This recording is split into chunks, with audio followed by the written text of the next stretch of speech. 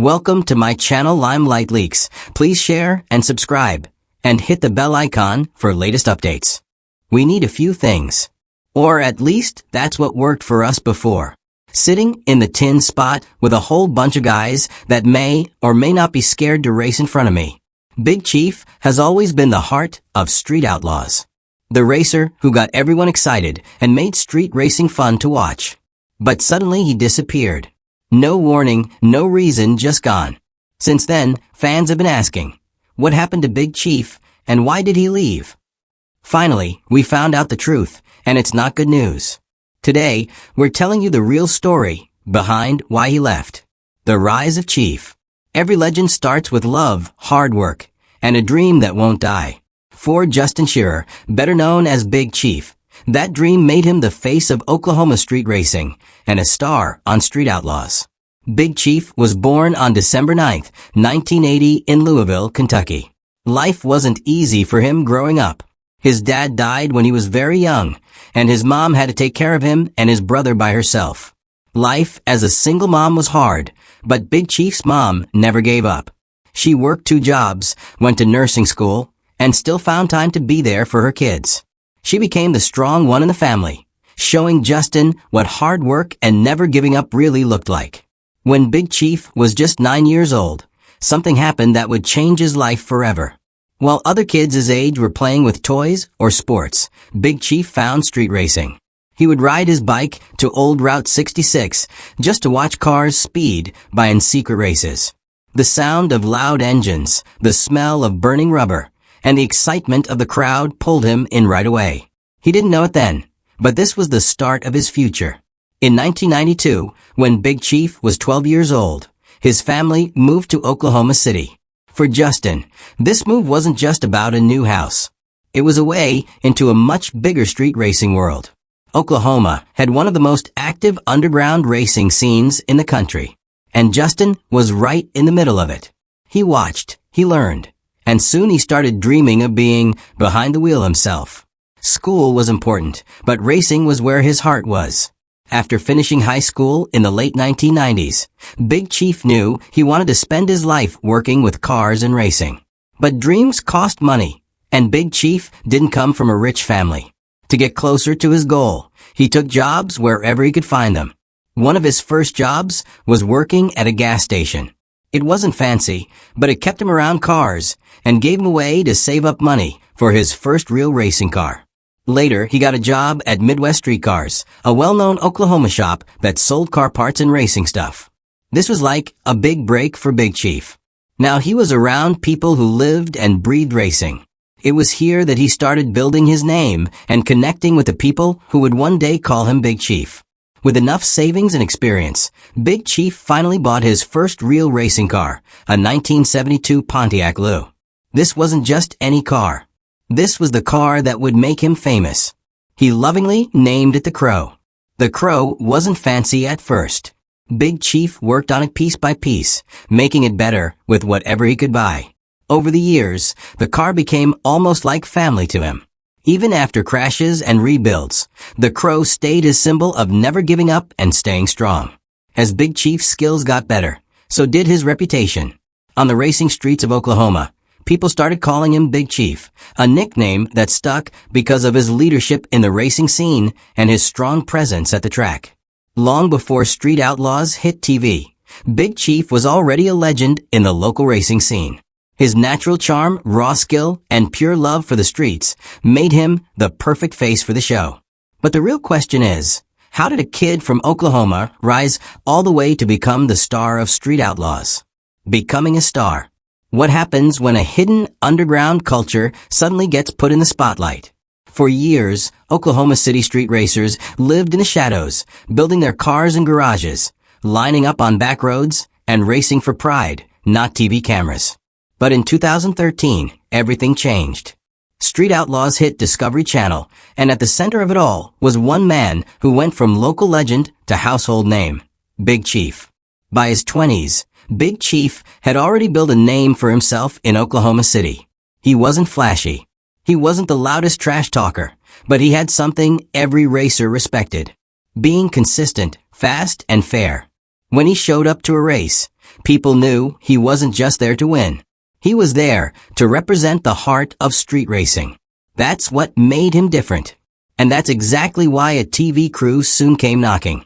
Discovery Channel wanted something real. Not fake, not polished, but the raw, gritty underground world of American street racing. Big Chief was the perfect face for it. On June 10, 2013, Street Outlaws started on Discovery Channel. At first, no one knew what to expect. Would people even care about a bunch of guys racing on empty Oklahoma roads? The answer came fast. The show blew up almost overnight. Fans couldn't get enough of the excitement, the rivalries, and the pure unpredictability. Unlike track racing, this was raw, dangerous, and thrilling. At the heart of it all was the list, the sacred top 10 ranking of the fastest street racers in Oklahoma City. Racers fought each other to climb higher, and falling off the list hurt anyone's pride. Big Chief wasn't just on the list. He was the man who kept order, serving as the race master. That job made him both respected and sometimes challenged. But no one could deny Big Chief was the show. What made Big Chief stand out wasn't just his driving skills. It was his leadership and fairness. He kept races clean, rules clear, and respect at the center of the competition. While others trash-talked and fought, Big Chief was the anchor that held the community together. Fans saw him not just as another racer, but as the voice of the street racing scene. His famous car, the Crow, a 1971 Pontiac Lemons, became a star in its own right. Every time the Crow rolled up to the line, viewers knew they were about to see something special. Of course, Street Outlaws wasn't just about one man. The show introduced people to an unforgettable group of racers. Murder Nova, Daddy Dave, Farm Truck, and Ann Monza, Chuck Dominator, each with their own style, personality, and car. The rivalries were intense. Some friendships were tested and some grudges lasted for years. But that drama kept fans hooked. It wasn't just cars. It was storytelling, loyalty, betrayal, and redemption. Through it all, Big Chief was the one constant. He wasn't chasing fame. He was chasing respect. What started in Oklahoma City soon spread like wildfire. The success of Street Outlaws created multiple spin-offs. Street Outlaws New Orleans, Street Outlaws Memphis, No Prep Kings, and even international races where American drivers faced off against racers from other countries. The original 405 crew became household names, and the show grew to 15 seasons. What began as a small window into one city's underground racing scene had turned into a nationwide and even global phenomenon. For Big Chief, Street Outlaws wasn't just a show. It was a platform that lifted his passion to a whole new level. His job as race master put him in charge of one of the most competitive racing lists in the world. That responsibility combined with his natural leadership made him the heartbeat of the series. Off the show, Big Chief also grew into a successful business owner. His shop, Midwest Street Cars, became a hub for car parts and racing culture. He even started a line of merchandise shirts, hats, and gear featuring his nickname, his car, and his famous quotes. Fans could now represent their favorite racer wherever they went. And when he wasn't racing or working on cars, Big Chief focused on staying strong in the gym. Physical fitness became an important part of his routine, keeping him sharp for the high-intensity lifestyle of racing. Street racing has never been safe. Even with safety measures, accidents happen, and Street Outlaws showed that risk. Big Chief himself suffered serious crashes over the years. But each time he came back stronger to fans. His ability to bounce back made him even more of a legend. He wasn't some untouchable hero. He was real. He was human, and every time life knocked him down, he found his way back behind the wheel. But then came one crash that almost changed everything. So what really happened on that scary night? The night of the crash. It was November 14th, 2015. Big Chief lined up for a race against Brian Chucky Davis. The cameras were rolling for Street Outlaws, and the crowd was buzzing with excitement. But in street racing, things can change in a split second. As the cars tore down the strip, they hit each other. Big Chief's beloved Pontiac Lemons, the Crow, lost control. The car swerved across lanes, flipped violently, and crashed hard into a ditch. Fans watched in horror. The crash wasn't just bad. It was brutal. By the time the dust settled, the Crow was completely destroyed. People who saw it said it was a miracle. Big Chief was still alive. Big Chief didn't walk away without getting hurt. He was rushed to the hospital with a list of serious injuries. Crushed bones in his spine, L2 and L3, bruised lungs and lung injuries, a broken collarbone, and deep bruises and damage inside his body. Doctors feared he might need back surgery. But after multiple scans, they decided he could get better without it. Even then, it would be a long road. Big Chief later updated fans from his hospital bed, saying, "I'm pretty beat up right now. Crushed my back, broke my collarbone, bruised both lungs, but I'm thankful to be alive. The cage and safety equipment saved my life." For 2 days, he stayed under constant care, hooked up to oxygen, and running through non-stop x-rays and scans. Despite the pain, his focus wasn't on himself. It was on the fans, his fellow racers, and the sport he loved. If Big Chief was the heart of Street Outlaws, then the Crow was his soul. This 1972 Pontiac Lemons wasn't just a car. It was his first racing machine.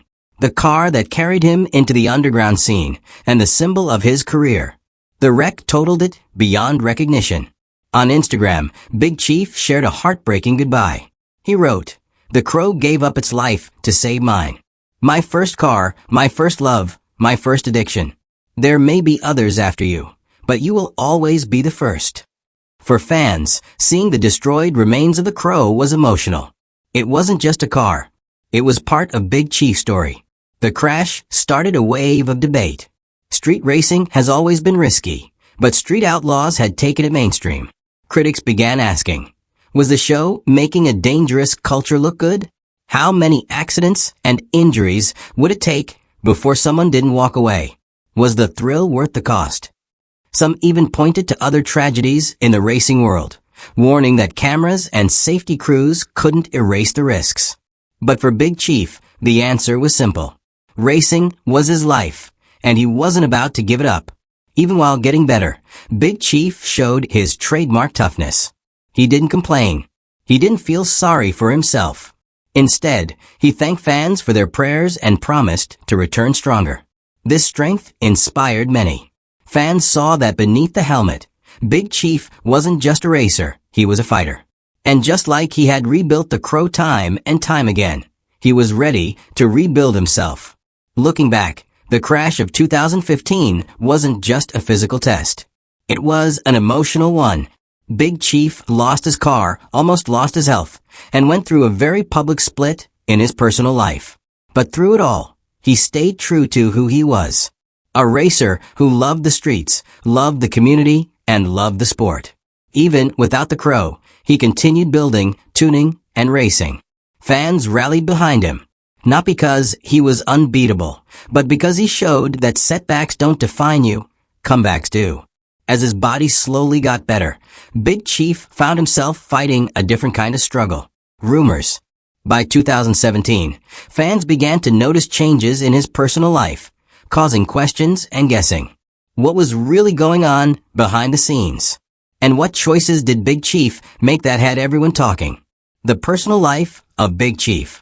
When people hear the name Big Chief, they immediately think of roaring engines, street racing, and a man who made a huge name for himself in the world of underground racing. But behind the fame, the TV cameras, and the fast cars, there's another side to Big Chief that fans don't always see. His personal life. His journey through love, family, heartbreak, and finding new beginnings is just as interesting as his racing story. Back in the late 1990s, when he was still a young man trying to figure out his future, he took up a job as a gas station clerk. He was only 18 years old at the time. What seemed like just another ordinary job soon changed his life forever, because it was there that he met a woman named Alicia. Alicia wasn't just any girl. She loved cars, racing, and the excitement that came with it. That instantly caught Big Chief's attention. Imagine being a young man who lived and breathed cars, and suddenly meeting someone who shared that same fire. It was bound to spark something powerful. The two quickly became close. And in 1998, they officially started dating. Their bond grew stronger with each passing year. Unlike many young relationships that fizzle out, Big Chief and Alicia's connection only got deeper. By 2005, after nearly 7 years together, Justin popped the big question. And of course, Alicia said yes. On September 29, 2006, they tied the knot in a beautiful wedding. For Justin, who had grown up facing hardships, losing his father at a young age, and watching his mom work 2 jobs just to keep the family going, this marriage marked a new chapter of stability and hope. Big Chief and Alicia's marriage wasn't just about love. It was about family. The couple welcomed 2 sons, Koval and Corbin, into their lives. For Big Chief, being a father was just as important as being a racer. Fans often saw his tough, competitive side on Street Outlaws, but at home, he was a dad who wanted to guide his kids, provide for them, and show them the value of hard work. Even with his rising fame in the racing world, Big Chief always tried to balance his career and family life. He admitted in several interviews and podcasts that his boys were his world, and no matter how busy he got, they stayed his top priority. Like many public figures, Big Chief's private life wasn't always smooth sailing. In 2017, after more than a decade of marriage, fans started noticing something was off. Rumors began to swirl around the internet, and people whispered that Big Chief was cheating on his wife. Social media and gossip blogs quickly picked up the story, making it sound worse than it really was. At the time, many claimed that Big Chief was secretly involved with another woman, though no one knew for sure who she was. For a man who had always been very private about his family, these rumors put him in a difficult spot. Instead of letting the gossip spiral out of control, Big Chief addressed the issue directly through his podcast.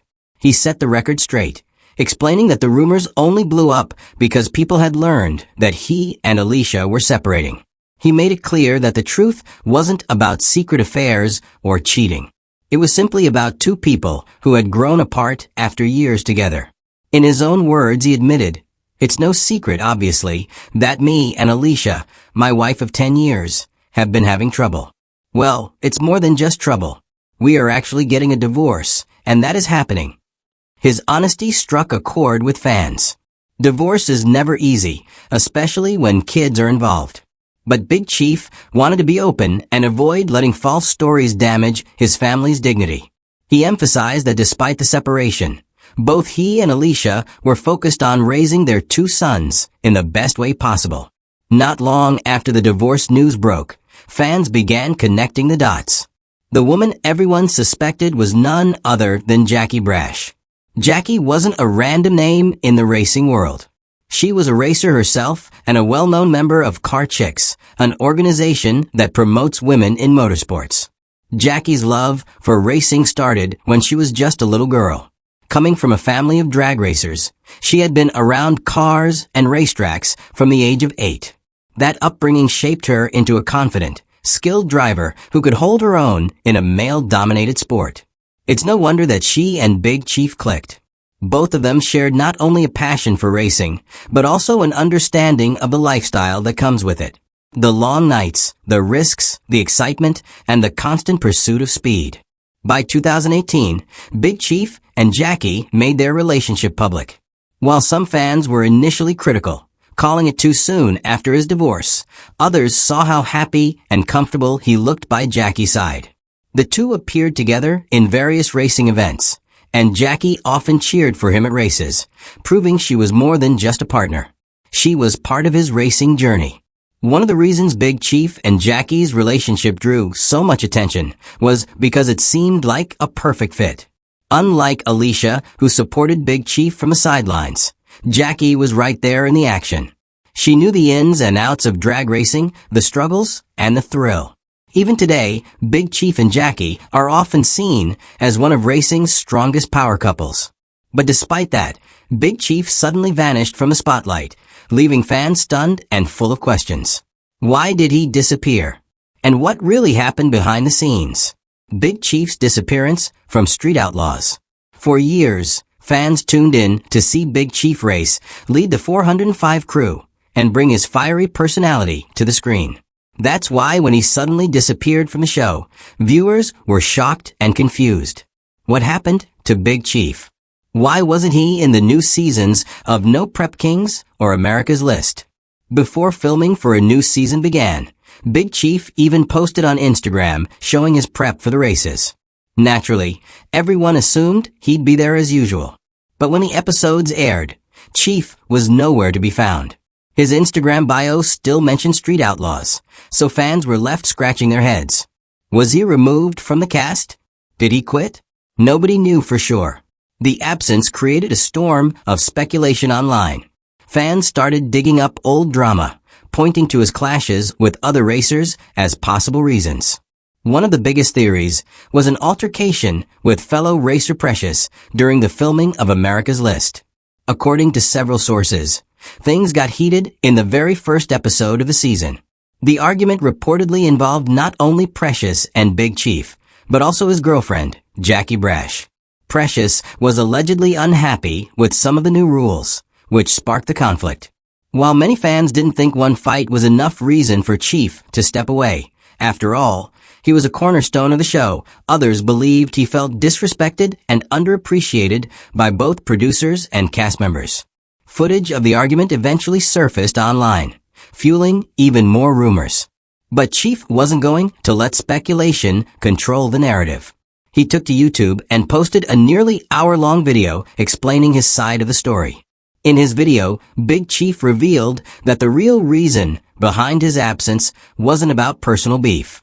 It was about production rules.